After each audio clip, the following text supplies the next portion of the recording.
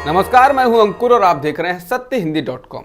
आइए एक नजर डाल लेते हैं अब तक की सुर्खियों पर। बीएसपी के प्रबुद्ध वर्ग या ब्राह्मण सम्मेलनों के बाद अब बीजेपी भी उत्तर प्रदेश में प्रबुद्ध वर्ग सम्मेलन करने जा रही है। ये सम्मेलन 5 से 20 सितंबर तक प्रदेश के कई जिलों में आयोजित किए जाएंगे। हालांकि बीजेपी का कहना है कि इन सम्मेलनों को किसी एक जाति से जोड़कर नहीं देखा जाना चाहिए और ये समाज के बुद्धिमान लोगों से जुड़ने की एक कोशिश है, फिर चाहे वे किसी भी जाति के क्यों ना हो। इन सम्मेलनों को मुख्यमंत्री योगी आदित्यनाथ वाराणसी में, प्रदेश प्रभारी राधा मोहन सिंह प्रयागराज में, संगठन महामंत्री सुनील बंसल लखनऊ में और उप मुख्यमंत्री केशव प्रसाद मौर्य कानपुर में संबोधित करेंगे। एआईएमआईएम प्रमुख असदुद्दीन ओवैसी उत्तर प्रदेश के 3 दिन के दौरे पर जा रहे हैं। ओवैसी उत्तर प्रदेश में 100 सीटों पर चुनाव लड़ने का ऐलान कर चुके हैं और बीते महीनों में हुए उनके सियासी दौरों में अच्छी संख्या में लोग उमड़े हैं। ओवैसी का ये दौरा 7 सितंबर को शुरू होगा और सुल्तानपुर बाराबांकी होते हुए वे लखनऊ जाएंगे। हैदराबाद से सांसद ओवैसी के दौरे की सबसे बड़ी बात यह है कि वो अयोध्या जिले में भी जाएंगे। दिल्ली की अदालत ने दिल्ली दंगा जांच मामले में गृह मंत्री अमित शाह के नेतृत्व वाली दिल्ली पुलिस की फिर से तीखी आलोचना की है। इसने कहा कि ठीक से जांच करने में जांच एजेंसी विफल रही है। इसने पुलिस जांच को संवेदनहीन और निष्क्रिय बताया। अदालत ने कहा कि पुलिस की ऐसी जांच देशवासियों के पैसे की बर्बादी है। अदालत ने तो यहां तक कह दिया कि पुलिस ने तो सिर्फ अदालत की आंखों पर पर्दा डालने की कोशिश की है। दिल्ली दंगों की जांच के जो भी मामले अब तक अदालत में गए हैं, उनमें अदालतों ने पुलिस पर ऐसी ही सख्त टिप्पणियां की हैं। कई बार तो अदालत ने जांच को एकतरफा बताया और टिप्पणी की कि बिना किसी सबूत के ही आरोपी बना दिया गया है। दिल्ली दंगे से संबंधित मामले पर सुनवाई करते हुए अदालत ने पुलिस जांच की आलोचना करते हुए कहा कि जब इतिहास विभाजन के बाद के दिल्ली में सबसे भीषण सांप्रदायिक दंगों को देखेगा तो नवीनतम वैज्ञानिक तरीकों के उपयोग के बाद भी सही जांच करने में जांच एजेंसी की विफलता निश्चित रूप से लोकतंत्र की प्रहरियों को पीड़ा देगी। लाइव लॉ की रिपोर्ट के अनुसार जांच एजेंसी को फटकार लगाते हुए अदालत ने कहा कि इस मामले में चश्मदीद गवाहों, वास्तविक अभियुक्तों और तकनीकी सबूतों का पता लगाने के लिए कोई वास्तविक प्रयास किए बिना ही सिर्फ आरोप पत्र को दाखिल कर मामला सुलझा दिया गया लगता है। कैप्टन के विरोध के बाद भी जिन सिद्धू को कांग्रेस हाईकमान ने प्रदेश अध्यक्ष बना दिया था, वही हाईकमान अब सिद्धू से नाराज नजर आ रहा है।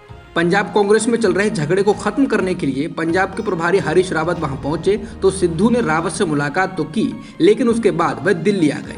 कहा जा रहा है कि सिद्धू ने दिल्ली में कांग्रेस की सदर सोनिया गांधी और महासचिव प्रियंका गांधी वाड्रा से मिलने की पूरी कोशिश की, लेकिन हाईकमान ने उन्हें बैरंग लौटा दिया। निश्चित रूप से सिद्धू को इससे तगड़ा झटका लगा है। रावत के पंजाब में होते हुए सिद्धू का दिल्ली पहुंच जाना भी हाईकमान को जरूर अखरा होगा।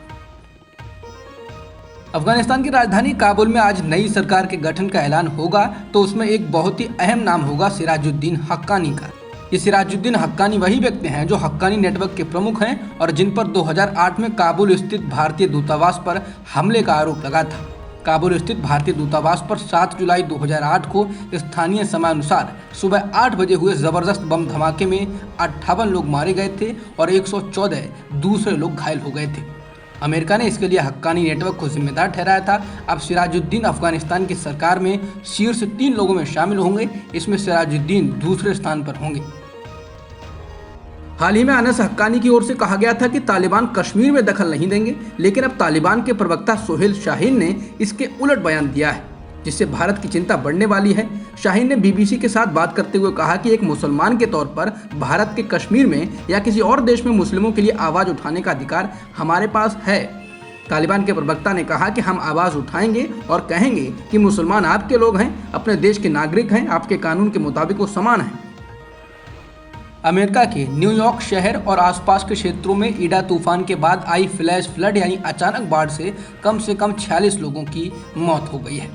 रिकॉर्ड बारिश से न्यूयॉर्क शहर के लिए एक अभूतपूर्व बाढ़ की आपातकालीन स्थिति बनी। सड़कें नदियों में बदल गईं, पानी भरने से मेट्रो सेवाओं को बंद करना पड़ा। इसे मौसम की ऐतिहासिक घटना कहा जा रहा है और इसके लिए अधिकारियों ने जलवायु परिवर्तन को दोषी ठहराया। न्यूयॉर्क से पहले न्यू जर्सी में भी ऐसे ही हालात बने, जिसमें कम से कम 23 लोगों की मौत हो गई। बिहार के सारण स्थित जयप्रकाश विश्वविद्यालय ने पॉलिटिकल साइंस के पीजी सिलेबस से जेपी राम मनोहर लोहिया के विचारों को हटा दिया था, जिसके बाद बवाल हो गया।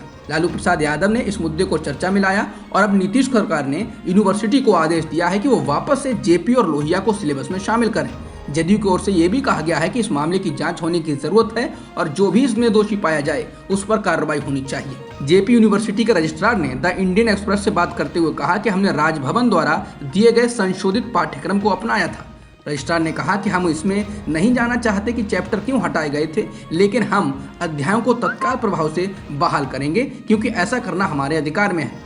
बता दें, जेपी लोहिया के अलावा दयानंद सरस्वती, राजा राम मोहन राय, बाल गंगाधर तिलक जैसे महापुरुषों के विचार सिलेबस से हटा दिए गए थे और इनकी जगह पंडित दीनदयाल उपाध्याय, सुभाष चंद्र बोस और ज्योतिबा फुले के विचार को शामिल किया गया था।